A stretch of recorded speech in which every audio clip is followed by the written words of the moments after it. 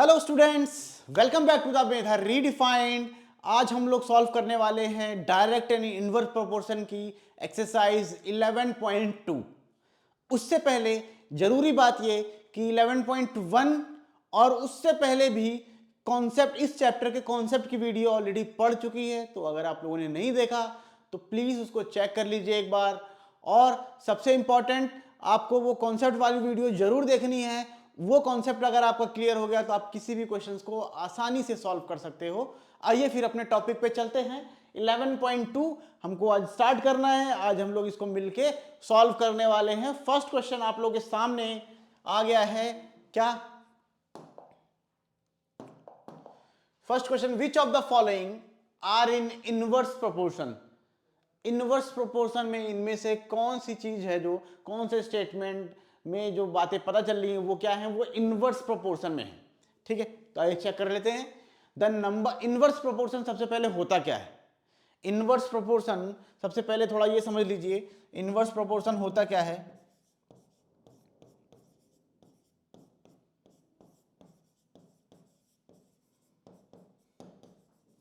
जब दो क्वांटिटीज एक दूसरे से रिलेटेड होती हैं और इस तरीके से रिलेटेड होती हैं कि एक क्वांटिटी बढ़ती है तो दूसरी घटती है और एक घटती है तो दूसरी बढ़ती है। ठीक है, ये अगर ऐसा होता है प्रोपोर्शन में तो वो कौन से होते, तो वो होते हैं इनवर्स प्रोपोर्शन में। और इनवर्स प्रोपोर्शन को हम कैसे रिप्रेजेंट करते हैं, जैसे एक क्वांटिटी को हमने ले लिया x, तो x है क्या, इनवर्सली प्रोपोर्शनल है दूसरी क्वांटिटी y के। ठीक है, इस तरीके से हम इसको लिख सकते हैं। यहां पर क्या है, और फिर इसको फर्दर जब सॉल्व करेंगे तो अगर कांस्टेंट का साइन हटाएंगे, ये प्रोपोर्शन का साइन हटाएंगे तो क्या आ जाएगा, एक कांस्टेंट आ जाएगा, एक कांस्टेंट आ जाएगा x इज इक्वल टू के 1/y। जहां पर ये k है वो क्या होता है, कांस्टेंट होता है। अगर हम y को इधर भेज दें तो x into y is equal to हो जाता है k। एक कांस्टेंट है जो कभी चेंज नहीं होता, k कांस्टेंट है जो जिसकी वैल्यू फिक्स्ड होती है, वो कभी चेंज नहीं होता। ठीक है, तो ये सारी चीजें, ये जो कॉन्सेप्ट्स हैं ये सारे अच्छे से मैंने समझाए हैं कॉन्सेप्ट वाली वीडियो में, वहां से आप लोग देख सकते हैं। तो इसको हमको वही चेक करना है कि ये कौन से स्टेटमेंट में जो वैल्यूज हैं वो रिलेटेड है इनवर्सली, इनवर्स प्रोपोर्शन में है। ठीक है, आइए चेक करते हैं। फर्स्ट है फर्स्ट क्या है, देखिए, the number of workers on a job and the time to complete the job. तो एक बार बताइए, नंबर ऑफ, मान लीजिए 4 वर्कर किसी काम को कंप्लीट करने में 10 डेज लेते हैं। ठीक है, अगर मैंने वर्कर्स को बढ़ा दिया, मैंने 8 कर लिए, तो नंबर ऑफ डेज बढ़ जाएंगे या घट जाएंगे। जब नंबर ऑफ वर्कर्स बढ़ेंगे तो कम दिन में वो काम हो जाएगा ना, नंबर डेज घट जाएंगे। इसका मतलब क्या है, ये इनवर्स प्रोपोर्शन में है। तो फर्स्ट वाला क्या है, फर्स्ट वाला ये हो जाएगा इनवर्स। क्या हो जाएगा, इनवर्स। ठीक है, सेकंड देखिए, the time taken for a journey and the distance travelled in a uniform motion. Uniform motion मतलब क्या, कि आपकी स्पीड जो है वो चेंज नहीं हो रही है, सेम स्पीड से चली जा रही है कार या जो भी व्हीकल है। ठीक है, तो ये बताइए, जितना टाइम बढ़ेगा उतना ही तो डिस्टेंस कवर होगा, ज्यादा टाइम भी ज्यादा, डिस्टेंस भी ज्यादा, और टाइम ले लिया और ज्यादा डिस्टेंस कवर कर लोगे, तो यहां पर तो दोनों चीजें बढ़ रही है ना। तो इसका मतलब क्या है, ये डायरेक्ट प्रोपोर्शन में है। किसमें है, डायरेक्ट प्रोपोर्शन में। ठीक है, थर्ड देख लेते हैं। थर्ड क्या है, area of cultivated land and the crop harvested.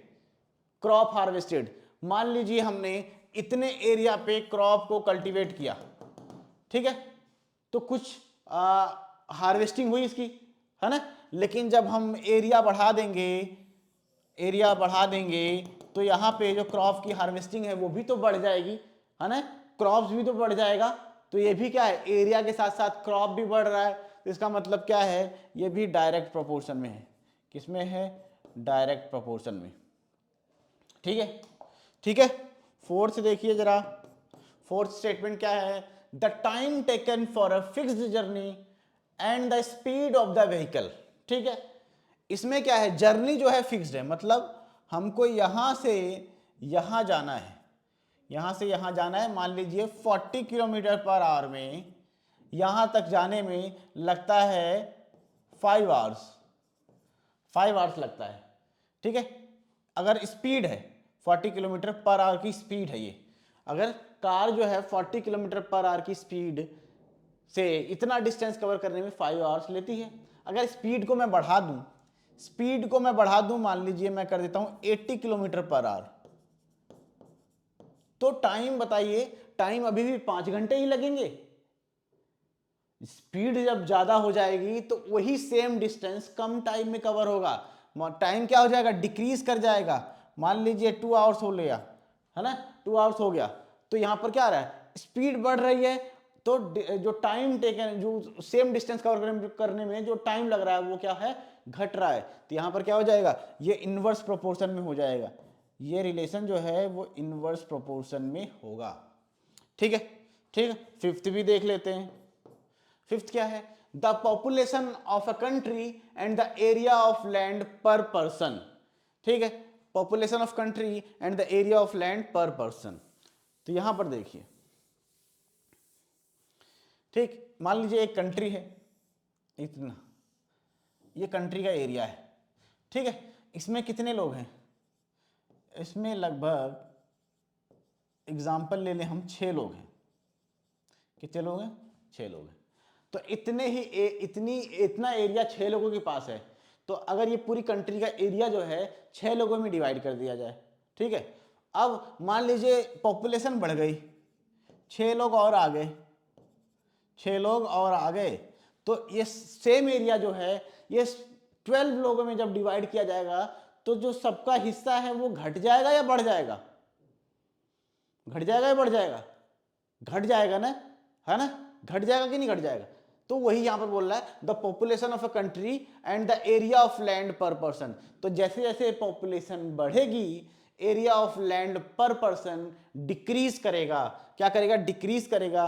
तो ये भी क्या है, ये भी है इनवर्स प्रोपोर्शन में, किसमें है, इनवर्स प्रोपोर्शन में, ठीक, समझ में आ गया। तो ये बहुत इंपॉर्टेंट है आइडेंटिफाई करना कि कौन डायरेक्ट प्रोपोर्शन में है, कौन इनवर्स प्रोपोर्शन में है, तभी आप क्वेश्चंस को सॉल्व कर पाएंगे, ठीक है, समझ में आ गया। चलते हैं सेकंड क्वेश्चन पे। क्वेश्चन नंबर 2 है, in a television game show the prize money of 1 lakh is to be divided equally amongst the winner. Complete the following tables and fill a table and find whether the prize money given to an individual winner is directly or inversely proportional to the number of winners, ठीक है। तो एक television game है, ठीक है, game show है, उस पे जो प्राइज मनी है वो कितना है, 1 लाख, प्राइज मनी कितना है, प्राइज मनी है 1 लाख, ठीक है। तो इसमें कैसे प्राइज दिया जा रहा है, अगर कोई एक विनर होता है तो वो 1 लाख पूरा उसको मिल जाएगा, अगर कोई 2 विनर होते हैं तो 1 लाख 2 पार्ट में डिवाइड हो जाएंगे, 50,000 2 लोगों को मिल जाएंगे। अगर मान लीजिए 4 विनर्स हो जाते हैं तो 1 लाख जो है वो 4 लोगों में बढ़ जाएगा, जितने नंबर ऑफ विनर बढ़ेंगे वही 1 लाख सब में बढ़ जाएगा, ठीक है। तो ये बताइए कि नंबर ऑफ विनर्स जब बढ़ रहे हैं तो एक विनर का हिस्सा कम हो रहा है या बढ़ रहा है, कम हो रहा है ना, कम हो रहा है ना। तो नंबर ऑफ विनर्स बढ़ेंगे तो जो उनका जो हिस्सा है एक विनर्स का वो घटेगा, इसका मतलब ये क्या है, इनवर्स प्रोपोर्शन में है, ठीक है, समझ में आ गया। तो हमको क्या करना है, यहां पर हिस्सा फाइंड करना है कि अगर 4 विनर्स होते हैं तो उनको कितना हिस्सा मिलेगा, है ना, 5 होते तो कितना मिलेगा, 8 होते तो कितना मिलेगा, और 10 होते कितना मिलेगा, 20 होते हैं तो कितना मिलेगा, ठीक है, ठीक। तो अगर हम इसको ले लें क्या, इसको अगर हम ले लें y1, ये हो गया y2, ये हो गया y3, और ये हो गया y4, एंड ये हो गया y5 ले लेते हैं, ठीक। अब हमको पता चल गया ये क्या है, ये इनवर्स प्रोपोर्शन में है, क्या है, वैल्यूज जो है वो क्या है, इनवर्स प्रोपोर्शन में है ना। यहां जो रिलेशन है वो कैसा है, इनवर्स प्रोपोर्शन का, ठीक है, इनवर्स प्रोपोर्शन मतलब x into y is equal to होगा के इज इक्वल टू होगा के। ठीक है, ये हम ले लेते हैं, ये हो जाता है पहला। इसको अगर हमने ले लिया x, ये हो गया y, है ना। इस तरीके से हम इसको देख सकते हैं, ऊपर वाली वैल्यू हो गई x, नीचे वाली वैल्यू हो गई y, इसीलिए मैंने यहाँ पर y1 y2 y3 ले लिया इसकी वैल्यू। ठीक है, तो इसमें अब हमको क्या पता चला कि सबका जो प्रोडक्ट है, इन दोनों का प्रोडक्ट इक्वल होगा, इन दोनों का प्रोडक्ट इक्वल होगा, इन दोनों का प्रोडक्ट इक्वल होगा, इन दोनों के, और सबका प्रोडक्ट क्या है, इक्वल होगा आपस में, तभी ये x into y is equal to constant आता है इनवर्स प्रोपोर्शन में। ये फॉर्मूला मैंने कॉन्सेप्ट वीडियो में अच्छे से समझाया है। ठीक है, तो मान लीजिए हमको ये निकालना है, तो इसमें क्या कर देंगे, यहां से देखिए y1 के लिए क्या हो जाएगा, ये इनका प्रोडक्ट इज इक्वल टू इनका प्रोडक्ट होगा, या इसका प्रोडक्ट किसी भी सेक्शन के प्रोडक्ट के इक्वल ही होगा अगर ये इनवर्स प्रोपोर्शन में है तो हम क्या कर लेंगे, 2 इंटू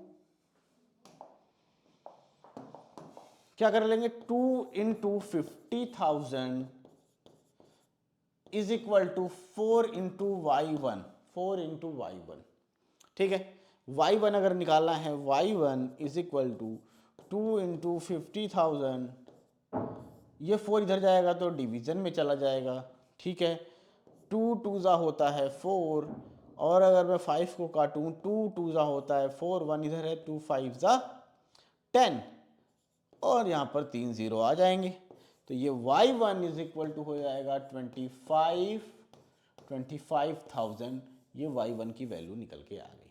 ठीक है, चार लोग होंगे तो हर किसी को कितना मिलेगा, 25,000। ठीक, समझ में आ गया इतना। चलिए आगे करते हैं। अब इसका प्रोडक्ट इसके इक्वल होगा। ठीक है, तो 4 इंटू y1 कितना निकला यहाँ पर, 2500 रख लेंगे, 25,000 रख लेंगे, is equal to 5 into y2। ठीक है, then y2 is equal to 4 into 25,000, और 5 इधर आ जाएगा तो डिनोमिनेटर में चला जाएगा, है ना, 5 है, सॉरी, 5 डिनोमिनेटर में चला जाएगा, तो 5 5 जा 25 होता है। ठीक है, 5 4 जा 20 होता है, 20 यहाँ हमने लिख दिया, कितने ज़ीरो हैं, 3 0, तो ये हो गया y2। जब 5 लोग होंगे तो हर किसी को 20,000 मिलेगा। ठीक, समझ में आ गया। चलिए अब हम कर लेते हैं, ये जब 8 लोग होंगे तो 5 का हमको पता है, 5 इंटू 20,000 ये हमने निकाल ही लिया है, इज इक्वल टू होगा 8 इंटू y3। ठीक है, तो y3 is equal to 5 into 20,000। ठीक है, यहाँ एक ज़ीरो कम रह गया, 20,000 डिवाइड बाई 8 यही है ना। अब इसको काट लेते हैं, कट जाएगा ये कैसे, 4 से काट देते हैं, 4 2 8, 4 5 20। ठीक है, समझ में आ गया। यहाँ बचा क्या, यहाँ 5,000 बचा, यहाँ बच गया 5,000 बच गया, दिख रहा है ना। ठीक है, और 50 को 2 से काटेंगे तो यहाँ आ जाएगा कितना, 25, तो ये हो जाएगा कितना, 5 इंटू 2500 y3 है ये। अगर मैं इसको यहाँ लिखूँ तो y3 हो जाएगा 5 इंटू 2500, 25 इंटू 5 होता है 125, 2 0 और आ जाएगा, है ना। तो कितना हो गया y3 कितना हो गया बेटा, y3 हो गया 12,500। अगर 8 लोग होंगे तो सबको कितना मिलेगा, 12,500।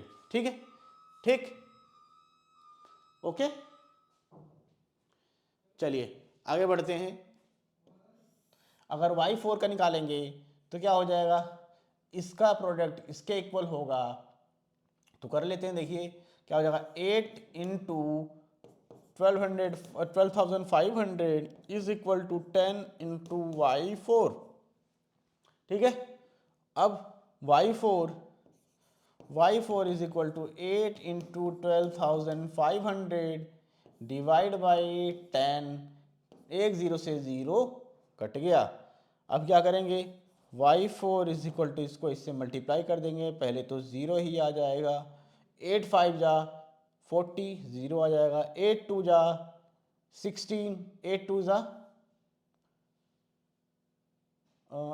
16 प्लस 4 कैरी वाला 20 हो जाएगा, 20 का जीरो आ जाएगा, ठीक है, 8 1 जा 8 और ये हो जाएगा 2 कैरी वाला 10, तो ये हो जाएगा 10,000, कितना हो जाएगा 10,000। जब 10 लोग होंगे तो सबको कितना मिलेगा, 10,000 मिलेगा, 10,000 जब 10 लोग विनर होंगे तो, ठीक है, समझ में आ गया, समझ में आ गया। चलिए और निकाल लेते हैं y5, तो ये तो मिल गया हमको 10 into 10,000 is equal to 20 into y5, ठीक है, यही है ना, यहाँ पर देखिए, यहाँ पर देखिए, ठीक है, तो y5 is equal to 10 into 10,000 divide by, ये 20 इधर जाएगा डिवीजन में, 20 इधर आ गया, ठीक है, जीरो से जीरो कट गया, और ये 2 5 जा 10 होता है, तो यहाँ पर आ जाएगा y5 इज इक्वल टू 5,000, कितना आ जाएगा 5,000, ये हो गया y5 की वैल्यू, ठीक है।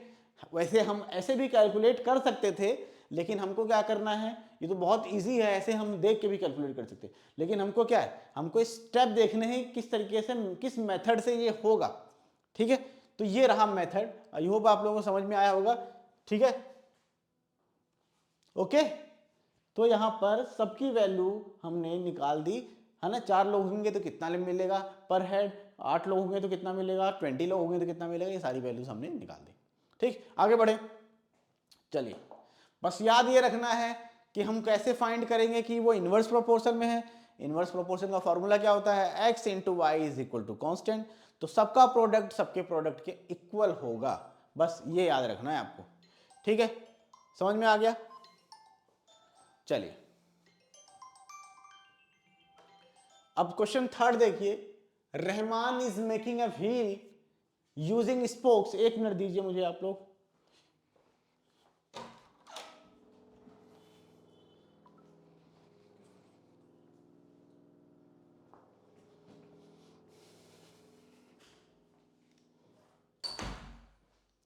Sorry, Rahman is making a wheel using spokes, Rahman क्या कर रहा है, व्हील बना रहा है स्पोक्स को यूज करके, ठीक है। He wants to fix equal spokes in such a way that the angles between any pair of consecutive spokes are equal, help him by the completing the following tables, ठीक है। तो यहां पर जितने नंबर ऑफ स्पोक्स लग रहे हैं, ठीक है, उस पे जो सबका एंगल्स है, जितने भी स्पोक्स ये यूज कर रहा है, लेकिन स्पोक्स यूज करने के बाद सबका एंगल इक्वल है, ये यहाँ पर 4 एंगल है तो 4 इक्वल होंगे, यहाँ पर कितने हैं, यहाँ पर 6 एंगल्स बन रहे हैं तो 6 के 6 इक्वल होंगे, यहाँ पर कितने एंगल बन रहे हैं, यहाँ पर बन रहे हैं 8 एंगल्स तो 8 के 8 इक्वल्स होंगे, इस तरीके से वो स्पोक्स को सेट कर रहा है, ठीक है। तो यहाँ वैल्यू दी हुई है, अगर नंबर ऑफ स्पोक्स 4 होते हैं, है ना, तो हर स्पोक्स के बीच में जो एंगल बन रहा है वो 90 डिग्री का, ये भी 90 डिग्री, ये भी 90 डिग्री, ये भी 90, ये भी 90। अगर नंबर ऑफ स्पोक्स 6 हैं तो 2 स्पोक्स के बीच में जो एंगल बन रहा है वो 60 होगा, सबका इक्वल ही है। अगर 8 होंगे तो क्या होगा एंगल, 10 होंगे तो एंगल क्या होगा, और 12 होंगे तो एंगल क्या होगा। यहाँ पर देखिए नंबर ऑफ स्पोक्स अगर बढ़ रहे हैं तो एंगल की वैल्यू क्या हो रही है, डिक्रीज कर रही है। इसका मतलब क्या है, अगर ये प्रोपोर्शन में होगा तो ये होगा इनवर्स प्रोपोर्शन में, ठीक है। इनवर्स प्रोपोर्शन में होगा तो इनवर्स प्रोपोर्शन का हमको पता ही है, इनवर्स प्रोपोर्शन का हमको पता है ना, क्या पता है, x into y is equal to k होता है ना। तो यही वैल्यू, यही फॉर्मूला हम यहाँ पर यूज कर लेंगे। अगर हमको ये निकालना है, इसको हम ले लेते हैं, यहाँ पर क्या है, ये y1 ले लेते हैं, y2 ले लेते हैं और ये y3 ले लेते हैं, ठीक है। वही काम करना है जो अभी हमने किया था, ठीक है, वही काम करना जो हमने किया था अभी, तो कर देते हैं। देखिए 6 इंटू 60 कर देंगे, इसका प्रोडक्ट 6 इंटू 60 इसका प्रोडक्ट इज इक्वल टू होगा 8 into y one is equal to होगा 8 into y one, then y one is equal to y one, 8 इधर जाएगा डिवीजन में चला जाएगा, 6 इंटू 60 बाई 8। ठीक है, ठीक है ना। तो यहाँ होगा 4 2 ज़ा 8 होता है, 4 1 ज़ा 4, 2 इधर आ जाएगा, 4 5 ज़ा 20। ठीक है, 2 3 ज़ा 6 होता है, 15 into 3 y one is equal to 15 into 3 कितना होगा 45। अगर 45 डिग्री, ठीक है 45 डिग्री, अगर नंबर ऑफ स्पोक्स 8 होंगे तो हर स्पोक्स के बीच में जो एंगल होगा वो कितना होगा 45 डिग्री का। समझ में आ गया? आ गया। चलिए यहां पर हम लोग इसका यूज कर लेते हैं, ये इनका प्रोडक्ट इसके इक्वल होगा, किसी के भी प्रोडक्ट से हम इसको इक्वेट कर सकते हैं, इसके प्रोडक्ट को भी इससे इक्वेट कर सकते हैं, कोई चेंज नहीं आएगा। ठीक है, हम यहाँ कर लेते हैं 8 इंटू वाई वन की वैल्यू निकाली हमने 45 it is equal to 10 into y two. ठीक है, तो y2 is equal to 8 into 45 by 10, तो यहाँ पर 5 2 ज़ा 10 होता है, 5 9 ज़ा होता है 45, 2 4 ज़ा होता है 8, 4 9 ज़ा होता है 36, तो y2 हो जाएगा कितना 36 डिग्री। ठीक है, इसकी वैल्यू हो जाए 10 स्पोक्स पे, स्पोक्स के बीच में कितने होंगे एंगल्स 36 डिग्री। ठीक है, ओके। चलिए कर लेते हैं इसके लिए तो इसके प्रोडक्ट से इक्वेट कर देखते हैं, क्या हो जाएगा 10 इंटू 36 आई है y2 की value is equal to 12 into y three, then y3 is equal to 10 into 36 divide by 12। ठीक है, ये इधर जाएगा तो डिवीजन में चला जाएगा। आई होप ये समझ में आ रहा होगा, है ना, कैसे मैं कर रहा हूं। तो 12 3 ज़ा 36 और 10 इंटू 3 30 हो जाएगा, तो y3 is equal to 30 degree, y3 is equal to 30 degree. जब 12 स्पोक्स होंगे तो एंगल्स कितना होगा हर स्पोक्स के बीच में 30 डिग्री का। समझ में आ गया? ये रहा फर्स्ट का, सेकंड का एंड ये थर्ड का। ठीक है, कोई समस्या तो नहीं है? एक बार देख लीजिए, कोई समस्या है तो बताइए कमेंट में। ठीक, आगे बढ़े। चलिए अब यहां पर अभी क्वेश्चन भी खत्म नहीं हुआ है। ठीक है, अभी हमने सिर्फ क्या निकाला, अभी हमने नंबर ऑफ ये जो y1 y2 y3 की वैल्यू थी वो हमने निकाल दी। अब आगे कुछ और क्वेश्चंस हैं, उसको भी देख लेते हैं क्या बोल रहे हैं। Are the number of spokes and the angles formed between the pairs of consecutive spokes in inverse proportion. हाँ, वो इनवर्स प्रोपोर्शन है। ठीक है, तो पहले का तो आंसर हो जाएगा, क्या है, yes they are in inverse proportion, they are in inverse proportion. ठीक है, ये तो हमने पहले ही बता दिया था। ठीक, सेकंड देखिए, calculate the angle between a pair of consecutive spokes on a wheel with 15 spokes. ठीक है, तो हमको कितना निकालना है, हमको 15 स्पोक्स का निकालना है। कितना, 15 स्पोक्स का। ठीक है, तो कोई समस्या नहीं है। यहां पर अगर हम एक कॉलम और बढ़ा देंगे, ठीक है, इसको आपने नोट कर लिया होगा। ठीक है, ये मैं रब कर देता हूं थोड़ा। ठीक है,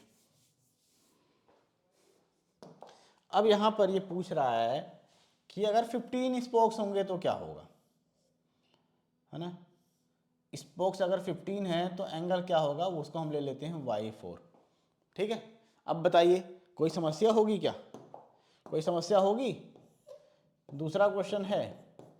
ठीक है, दूसरा क्वेश्चन है, कितना था, y3 30 था ना, 12 into 30, 12 into 30 is equal to 15 into y4, then y4 is equal to 12 into 30 by 15, 15 two ज़ा 30 होता है, 12 टू ज़ा 24, y4 हो जाएगा is equal to 24 degree.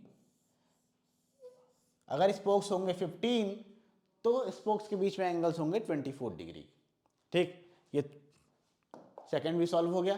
Third क्या है, how many spokes would be needed if the angle between a pair of consecutive spokes is 40। अब यहां पर एंगल दे दिया है, यहां पर क्या दे दिया है, एंगल दे दिया है। ठीक है, थोड़ा ध्यान से देखिए, यहां पर अब दिया है एंगल, एंगल दे दिया है कितना, 40 डिग्री। तो 40 डिग्री जब एंगल है तो नंबर ऑफ स्पोक्स कितने होंगे, उसको हम ले लेते हैं x, उसको ले लेते हैं हम x। ठीक है, तो थर्ड वहां निकालेंगे हम। देखिए 15 स्पोक्स के लिए हमने कितना निकाला, 24, तो 15 इंटू 24 कर सकते हैं। ठीक है, याद रखिएगा, ये याद रखिएगा। ठीक है, तो ये थर्ड में यहां निकाल लेता हूं, क्या हो जाएगा, 15 इंटू 24 इज इक्वल टू होगा x इंटू 40 डिग्री, होगा ना। Then x is equal to number of spokes निकालने के लिए 15 इंटू 24 डिवाइड बाई क्या आ जाएगा, 40। ये इधर मल्टीप्लीकेशन में इधर जाएगा तो डिवीजन में चला जाएगा। ठीक है, अब देखिए कैसे कट सकता है, 4 से कट रहा है, 4 10 जा 40 होता है, 4 6 जा 24 होता है, 5 3 जा 15, 5 2 जा 10, 2 3 जा 6 होता है, 3 इंटू 3 होगा 9। तो x मतलब स्पोक्स की वैल्यू कितनी हो गई, 9 स्पोक्स जब होंगे तो पर स्पोक्स के बीच में जो एंगल होगा वो कितना होगा, 40 डिग्री का होगा। कितना होगा, 40 डिग्री का। ठीक है, समझ में आ गया, आ गया समझ में। तो ये फर्स्ट है, सेकंड है, और सॉरी क्या था यहाँ पर, ये थर्ड है, फर्स्ट है, और यहाँ पर सेकंड है, और बाकी के जो पहले आंसर्स फाइंड करने थे।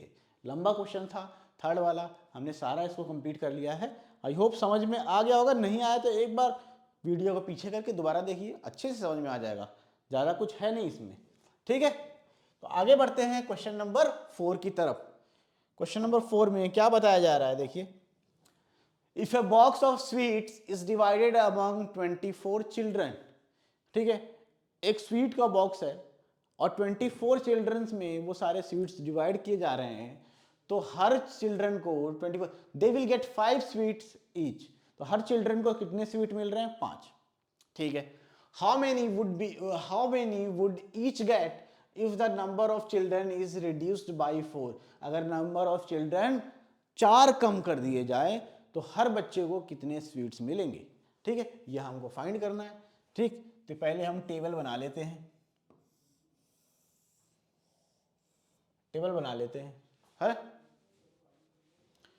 ठीक है, यहां ले लेते हैं हम number of children, number of children, दिख रहा है नंबर ऑफ चिल्ड्रन। ठीक है, और अच्छा बना देते हैं, थोड़ा बड़ा बना देते हैं, कोई समस्या नहीं है। ठीक है,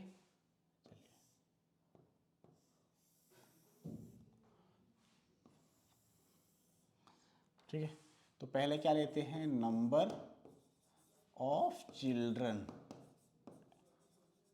नंबर ऑफ चिल्ड्रन। ठीक है, और नीचे क्या है, number of sweets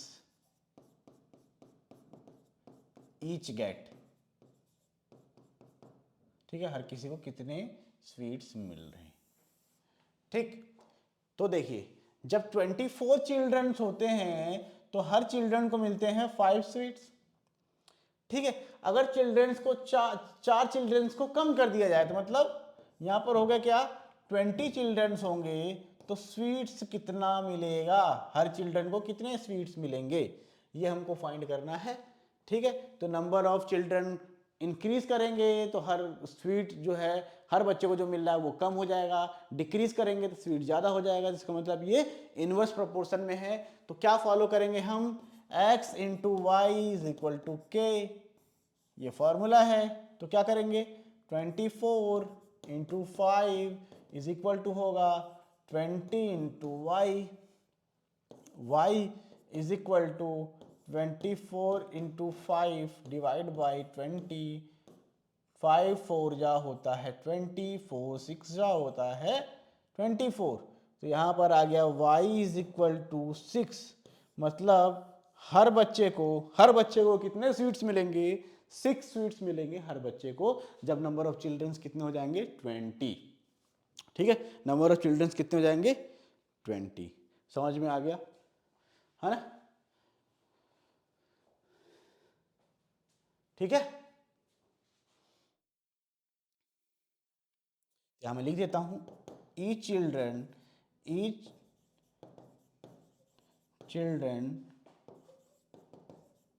will get 6 sweets. ठीक है, समझ में आ गया? आगे बढ़े, चलिए आगे बढ़ जाते। क्वेश्चन 5 देखिए, a farmer has enough food to feed 20 animals. ठीक है, एक फार्मर के पास 20 एनिमल्स को फीड करने के लिए फूड है। कब तक फीड कर सकता है वो? 6 दिन तक। एक फार्मर के पास इतना फूड है कैटल्स के लिए कि वो 20 एनिमल्स को 6 दिन तक खाना खिला सकता है। ठीक है, 20 एनिमल्स को 6 दिन तक खाना खिला सकता है, इतना खाना है उसके पास। ठीक, how long would the food last if there were 10 more animals in his cattle. ठीक है, अगर 10 और आ जाते, मतलब एनिमल अगर 30 हो जाते, तो वही सेम फूड कितने दिन तक चलता? 20 एनिमल्स पे तो 6 दिन तक चल रहा है, लेकिन अगर 30 एनिमल्स हो जाते तो सेम फूड कितने दिनों तक चलेगा, वो हमको फाइंड करना है। तो क्या करेंगे हम, सबसे पहले टेबल बना लेंगे। ठीक है, टेबल बनाना जरूरी है, थोड़ा इजी हो जाता है क्वेश्चंस, है ना? तो यहां पर हो जाएगा नंबर ऑफ एनिमल्स। ठीक है, और y पे हो जाएगा हमारा क्या, नंबर ऑफ डेज जो फूड लास्ट करेगा। ठीक है, अगर 20 एनिमल्स हैं तो फूड जो चलता है वो 6 दिन तक। अगर 10 और आ जा रहे हैं, मतलब 30 एनिमल्स हो जाएंगे, तो वही फूड कितने दिन तक चलेगा, है ना? उसको ले लेते हैं हम। और जब एनिमल्स बढ़ेंगे तो नंबर ऑफ डेज घटेगा, इनवर्स प्रोपोर्शन में है, तो क्या हो जाएगा, x into y is equal to k. ये फॉर्मूला यूज करेंगे तो हो जाएगा 20 into 6 is equal to 30 into y. Then y is equal to 20 into 6 by 30। ठीक है, 6 5 जा 30, 5 4 जा 20, तो y हो जाएगा 4। मतलब जब एनिमल 30 हो जाएंगे तो वो फूड जो है वो कितना चलेगा, 4 दिन तक ही चल पाएगा, 4 दिन तक ही बचेगा वो फूड, 4 दिन का। समझ में आ गया? ठीक है ना? तो यहां पर क्या लिख सकता हूं, food last for 4 days if animals were 20, sorry 30, 20 तो पहले थे, 30 10 और आ गए ना। ठीक है, इस तरीके से हम फाइंड कर सकते हैं। ठीक, कोई समस्या नहीं है, आगे बढ़ते हैं। चलिए question number 6, a contractor estimates that 3 persons could rewire Jasminder's house in 4 days. If he uses 4 persons instead of 3, how long should they take to complete the job? ठीक है, तो एक कॉन्ट्रैक्टर कहता है कि जसमिंदर जी के हाउस की जो वायरिंग करनी है उसको अगर 3 लोग करते हैं तो 4 दिन लगेगा। ठीक है, ठीक, if he uses 4 person instead of 3, अगर वो 4 लोगों से काम कराए तो काम कितने दिन में खत्म हो जाएगा। ठीक है, नंबर ऑफ पीपल जब बढ़ेंगे, नंबर ऑफ वर्कर बढ़ेंगे, तो कम जो काम है वो कम डेज में कंप्लीट हो जाता है, तो इनवर्स प्रोपोर्शन में है। ठीक है, टेबल भी बना लेते हैं, बना लें।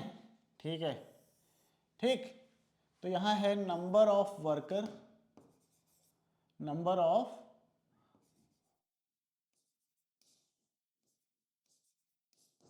वर्कर्स और यहां पर नंबर ऑफ डेज। ठीक है ना? अगर 3 लोग जब काम करते हैं, कितने लोग, 3 लोग जब काम करते हैं तो काम कंप्लीट होता है 4 दिन में। अगर 4 लोग काम करेंगे तो काम कितने दिन में कंप्लीट होगा, उसको हमने y ले लिया। ठीक है, अब इन्वर्स प्रोपोर्शन है तो हमको पता है x into y is equal to k होता है कि नहीं होता है, होता है ना। हाँ, तो इसको 3 into 4 is equal to 4 into y is equal to 3 into 4 divide by 4, ये 4 इधर जाके डिवाइड हो जाएगा, 4 से 4 कट जाएगा, तो y इज इक्वल टू हो जाएगा 3। तो अगर 4 लोग होंगे तो काम कितने दिन में कंप्लीट हो जाएगा, 3 डेज में, है ना। तो यहाँ पर it takes 3 days to complete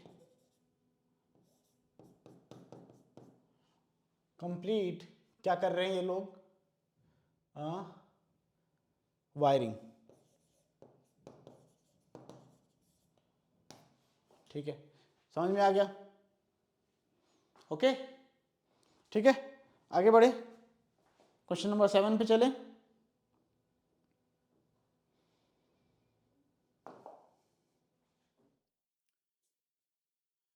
seven है, a batch of bottles were packed in 25 boxes with 12 bottles in each boxes.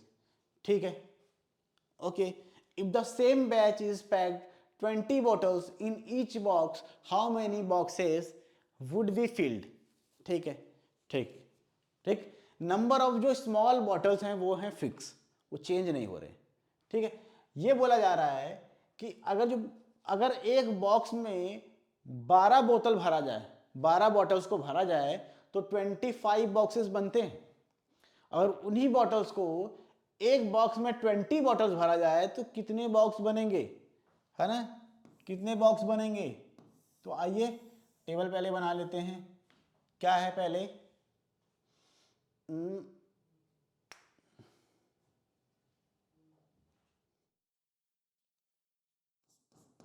Number of boxes पहले ले लेते हैं ऊपर, और नीचे आ जाएगा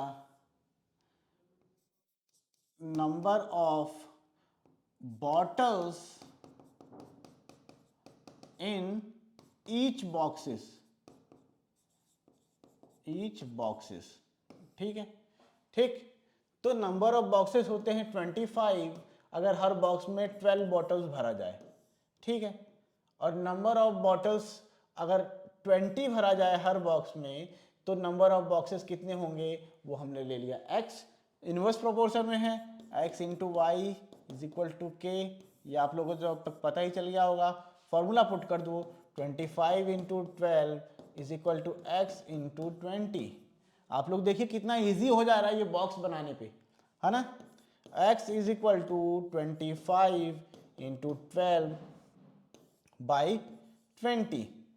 ठीक है, तो यहाँ पर 5 5 ज़ा 25, 5 4 ज़ा 20, 4 3 ज़ा 12, 5 3 ज़ा कितना हो गया 15 हो गया। तो मतलब 15 अगर हर बॉक्स में 20 बॉटल्स रखी जाए तो 15 बॉक्सेस बनेंगे, 15 बॉक्सेस तैयार होंगे। ठीक है, समझ में आ गया,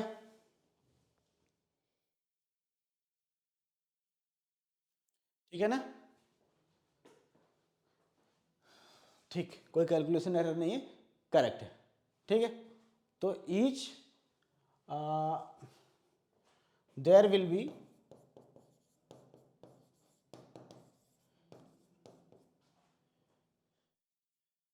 15 boxes, there will be 15 boxes of 20 bottles, of 20 bottles, 20 bottles की 15 बॉक्सेस बनेंगे। ठीक है, समझ में आ गया, आगे चले, चलिए question number 8। A factory requires 42 machines to produce a given number of articles in 63 days. ठीक है, एक फैक्ट्री को 42 मशीन्स चाहिए। ठीक है, किसी आर्टिकल्स को बनाने के लिए 42 मशीन्स चाहिए, 63 डेज में वो बना लेंगे 42 मशीन्स की हेल्प से। ठीक है, how many machines would be required to produce the same number of articles in 54 days. ठीक है, अब 42 मशीन्स सेम काम को, सेम आर्टिकल्स को बना लेती हैं 63 डेज में। ठीक, लेकिन वो पूछ रहे हैं कि कितने मशीन्स उन्हीं सेम आर्टिकल्स को 54 डेज में बना लेंगे। तो आइए सॉल्व करते हैं। पहले बॉक्स बना लेते हैं। ठीक है, पहले क्या है, पहले ले लेते हैं number of machines, number of machines, फिर नीचे आ जाएगा number of days, number of days to make the articles. ठीक है, शॉर्ट में ले लिया हमने। तो जब मशीन्स होती हैं 42 तो सेम आर्टिकल बन जाते हैं 63 डेज में। और जब मशीन्स कितनी होंगी कि सेम आर्टिकल्स बनेंगे 54 डेज में, 54 डेज में। ठीक है, समझ में आ गया। ठीक, तो ये इनवर्स प्रोपोर्शन में है, x into y is equal to k होगा। इसका मतलब क्या हुआ, इसका प्रोडक्ट इज इक्वल टू इसके प्रोडक्ट के। तो 42 into 63 into is equal to x into 54। Then x is equal to 42 into 63 by 54। ठीक है, तो अब बताइए 9 की टेबल में 54 भी आता है, 63 भी आता है ना। 9 6 जा 54, 9 7 जा 63। ठीक है, 6 7 जा 42 होता है। 7 इंटू 7 कितना हो जाएगा, x is equal to 49 machines. 49 machines आ जाएंगी तो सारे आर्टिकल्स कितने दिन में बन जाएंगे, 54 डेज में बन जाएंगे। ठीक है, समझ में आ गया। ओके, कोई समस्या तो नहीं है? नहीं, चलिए आगे बढ़ते हैं। क्वेश्चन नंबर 9, क्वेश्चन नंबर 9 पे, a car takes 2 hours to reach a destination, a car takes 2 hours to reach a destination by traveling at the speed of 60 kilometre per hour. ठीक है, तो एक कार है जो अपने डेस्टिनेशन पे, ये इसका डेस्टिनेशन है, यहां से लेके यहां तक ये इसका डेस्टिनेशन है। ठीक है, तो इसी डेस्टिनेशन को कवर करती है वो कार। ठीक है, जब वो चलती है 60 किलोमीटर पर आवर की स्पीड से तो उसको लगता है टाइम कितना लगता है, 2 hours। ठीक है, समझ में आ गया। How long will it take when the car travels at the speed of 80 kilometre. अगर स्पीड हो जाती है 80 किलोमीटर पर आवर तो टाइम कितना लगेगा, टाइम कितना लगेगा वो हमने ले लिया भाई। बॉक्स बना ले, बॉक्स बना लेते छोटा सा। ठीक है, थोड़ा तरंगी सा भी। ठीक है, तो एक में ले लेते हैं स्पीड और दूसरे में हो जाएगा टाइम, टाइम कितना लग रहा है। ठीक है, अगर स्पीड होती है 60 किलोमीटर पर आवर तो टाइम लगता है 2 hours। अगर स्पीड को हम कर देते हैं 80 hours तो टाइम y कितना हो जाएगा, कितने टाइम में पहुंच जाएंगे वो सेम ही डिस्टेंस। तो आइए, जब स्पीड बढ़ेगी तो कम टाइम में पहुंच जाएंगे ना, कहीं भी इनवर्स प्रोपोर्शन में है ना। तो ये क्या इनवर्स प्रोपोर्शन में है, तो x इंटू वाई हो जाएगा इज इक्वल टू के हो जाएगा ना। ठीक है, तो क्या करेंगे, 60 into 2 is equal to 80 into y. Okay, then y is equal to 60 into 2 divide by 80। ठीक है, ये हो गया 0 से 0 तो कट गया, 2 4 जा होता है 8।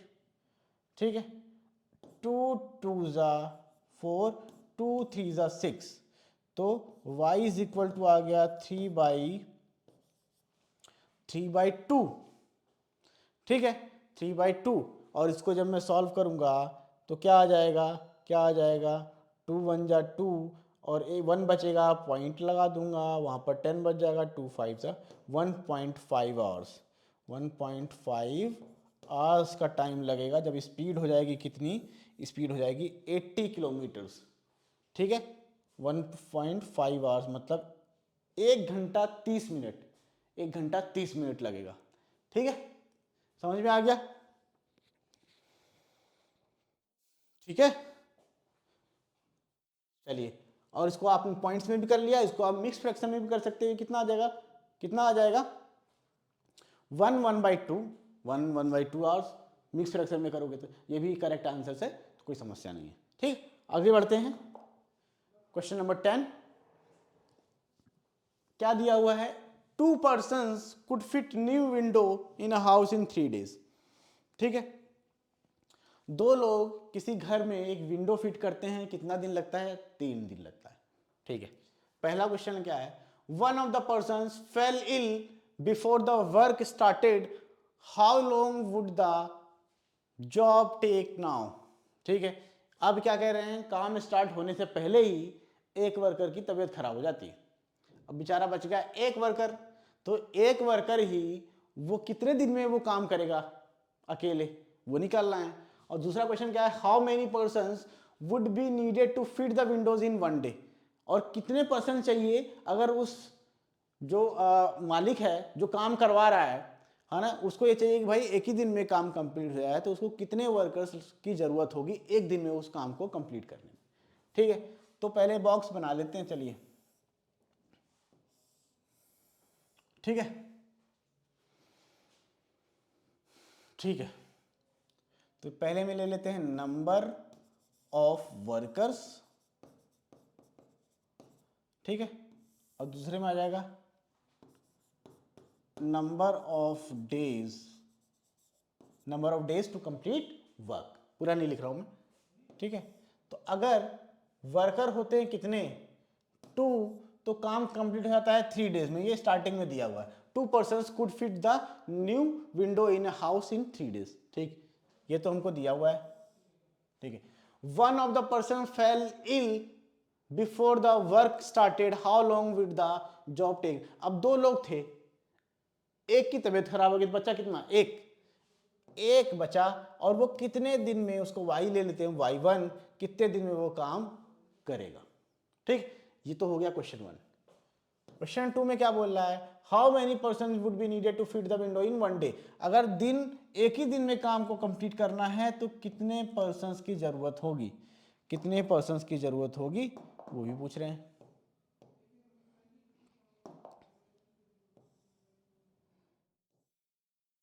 ठीक है, ठीक, समझ में आ गया।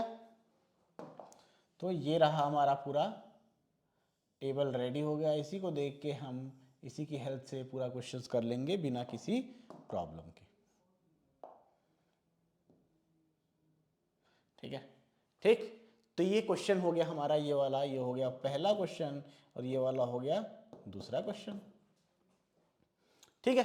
तो आपको पता है नंबर ऑफ वर्कर्स बढ़ेंगे तो नंबर ऑफ डेज घटेंगे, ज्यादा लोग मिलके काम करेंगे तो कम टाइम में काम कंप्लीट हो जाएगा, है ना। तो इसका मतलब क्या है, इनवर्स प्रोपोर्शन में है, x into y is equal to होगा कांस्टेंट k। तो आइए निकाल लेते हैं, पहले ये y की वैल्यू निकाल लेते हैं, ठीक है। तो यहां पर हो जाएगा पहला क्वेश्चन को सॉल्व कर रहा हूं, 2 into 3 is equal to 1 into y, then y is equal to 2 into 3 divide by 1 का कोई मतलब तो होना नहीं होता ना, तो 2 इंटू 3 कितना होगा, y इज इक्वल टू हो जाएगा 6 days, कितना, अगर एक पर्सन काम करेगा तो वही सेम काम करेगा 6 दिन में, कितने में, 6 दिन में, ठीक है। अब दूसरा निकाल लेते हैं, अगर एक दिन में काम कराना हो तो कितने पर्सन की जरूरत होगी, इसी से हम कंपेयर कर लेते हैं, छोड़िए, 2 इंटू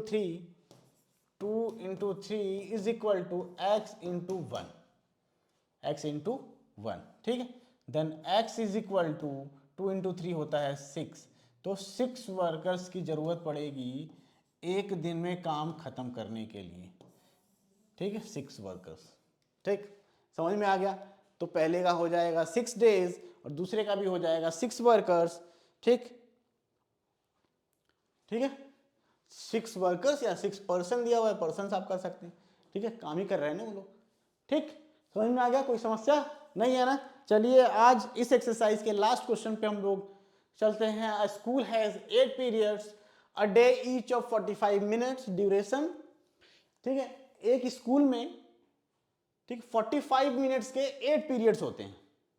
ठीक है, how long would each period be if the school has 9 periods a day assuming the number of school hours to be the same. ठीक है, जो स्कूल का टाइमिंग है वो सेम ही रहेगा। तो अगर अगर वो 8 पीरियड्स 45 मिनट्स के होते हैं, अगर हमको 9 पीरियड्स उतने ही टाइम को 9 पीरियड्स में डिवाइड करना होता, तो हर पीरियड का कितना टाइम होता वो हमको निकालना है। ठीक है, वही हमको निकालना है। तो आइए बॉक्स बनाते हैं। ठीक है, यहां पर आ जाएगा नंबर ऑफ पीरियड्स। ठीक है, ये क्या है, ये ड्यूरेशन है, ड्यूरेशन ऑफ पीरियड्स। ठीक है, समझ में आ गया। तो जब 8 पीरियड्स होते हैं तो हर पीरियड का ड्यूरेशन होता है 45 मिनट्स। ठीक है, ठीक है, तो अगर 9 पीरियड्स कर दिए जाएं तो जो हर पीरियड का ड्यूरेशन है, टाइम है, वो कितना हो जाएगा। आइए निकाल लेते हैं, बहुत इजी है, इन्वर्स प्रोपोर्शन में है तो x into y is equal to होगा k, होगा ना।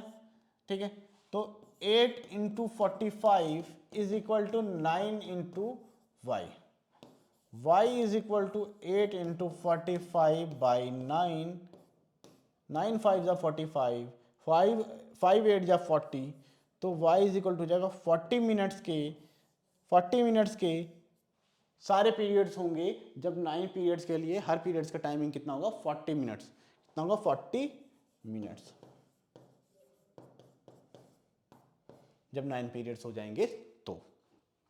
ठीक है, अब बताइए कोई समस्या है। सारे क्वेश्चंस आई थिंक इजी ही थे, किसी में समस्या नहीं हुई। ठीक है, अब ये आपकी बुक की एक्सरसाइज खत्म हो गई। 2 ही एक्सरसाइज थी एनसीईआरटी में, 11.1 11.2 दोनों हमने कर ली।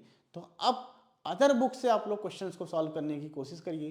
कोई समस्या आती है या किसी भी क्वेश्चन, किसी भी बुक का आपको सॉल्यूशन चाहिए, आप बताइए मुझे, तो उस बुक के भी सॉल्यूशंस आपको प्रोवाइड किए जाएंगे। और एक चीज़ और कि आप लोग चैनल को भी सब्सक्राइब करें ताकि अगली नई वीडियो आए तो सबसे पहले आप तक पहुंचे, आपको पता चल जाए। ठीक है, ठीक है, तो मिलता हूं किसी अगली वीडियो में, तब तक के लिए bye, thank you very much.